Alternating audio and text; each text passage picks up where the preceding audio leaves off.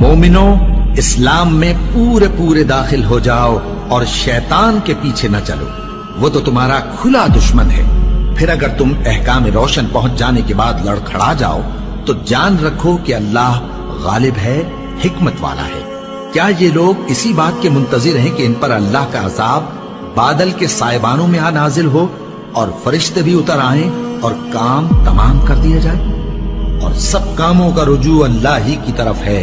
اے پیغمبر، بنی اسرائیل سے پوچھو کہ ہم نے ان کو کتنی کھلی نشانیاں دی، اور جو شخص اللہ کی نعمت کو اپنے پاس آنے کے بعد بدل دے تو اللہ سخت عذاب کرنے والا ہے۔